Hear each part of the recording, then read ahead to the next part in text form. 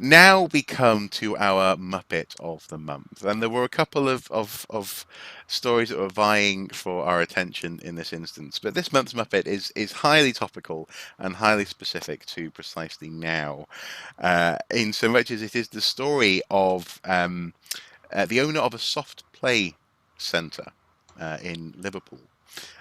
Trying to invoke Magna Carta as a reason that his soft play centre was open despite COVID restrictions. In other words, it's been deemed that such places are not great if you're trying to stop people from catching bugs and Yep. viruses and diseases, and it was meant to be closed. But Magna Carta, the bedrock of Western freedom, was Except that invoked by it's the not. gentleman.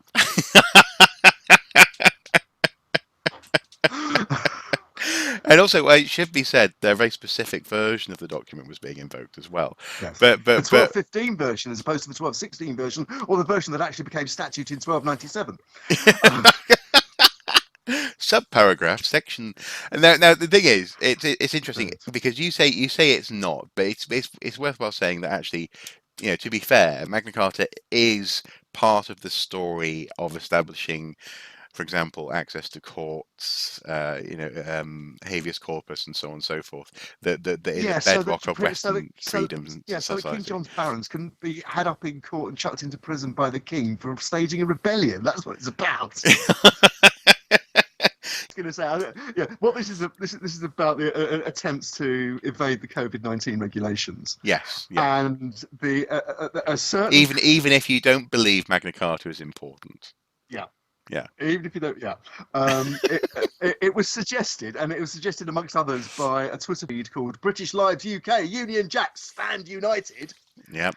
That Were quote, there any if you own, bulldogs in the Twitter handle?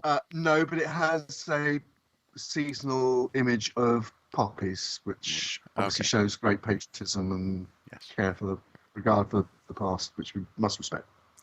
Yeah. What we don't respect is what was underneath this particular thing, which says, if you own a business and display Article 61 of Magna Carta in your windows, you can't be fined or forced to close your business. Vital this is retweeted. Save your small local businesses. The problem with this is that Article 61 of Magna Carta doesn't even exist. No. It's not labelled in that way. No. But to quote another person on Twitter, Gavin John Adams, a lawyer. I'm a lawyer. Here's some free legal advice. This is nonsense. Clause, not Article 61 of Magna Carta, is not only irrelevant, it's no longer in force. You're welcome.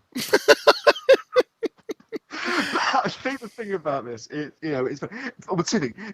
serious in that, yeah, people are concerned about businesses, the loss of businesses, the loss of jobs, the loss of their livelihoods. We talked about the shambles in higher education and schools earlier on in the show. So this is a serious issue, but to try and come at it in this way, it's that sort of desperate but barrack room lawyer approach that really doesn't do any. They just end up as Muppets of the Month.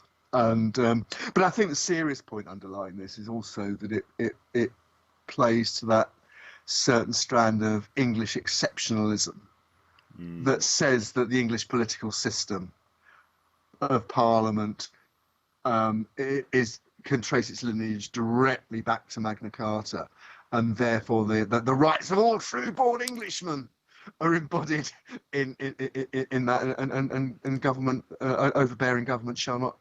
It's almost taking to the unwritten English and British constitutions. The force and literality of the American Constitution, which we've seen again being debated so powerfully recently in the American elections with the appointments to the Supreme Court, who are originalists who believe in the Constitution of the United States interpreted as it would have been interpreted by the founding fathers before, for example, slavery was abolished and women had rights even to vote. And before there was such thing as a telephone, for example. Well, quite. So it's if you like, it's a romantic and false view of history that's now being put in public circulation for partly for genuine reasons, partly out of ignorance, actually is still pretty funny. It I is mean, quite funny. Should we file this with "An Englishman's home is his castle" kind of which again is a concept sentiment? from the idea is that's a concept that comes out of Magna Carta and the Bill of Rights. It's the idea that and things like habeas corpus, bring out the body, Yeah. show us the body. Hmm. That the authorities can't make somebody disappear, that they can't just enter your home without a warrant. And just, yeah, You know, evaporate you. Yeah. absolutely, absolutely. So that in a sense is serious, and it's important. And don't get me wrong, it is really important that we maintain our rights in the face of what governments want to do. Yes. Our wider human rights of freedom of speech and freedom of assembly, and where it's sensible. Whereas at the moment, perhaps it isn't quite so sensible when there's a rampant pandemic virus around. Yeah.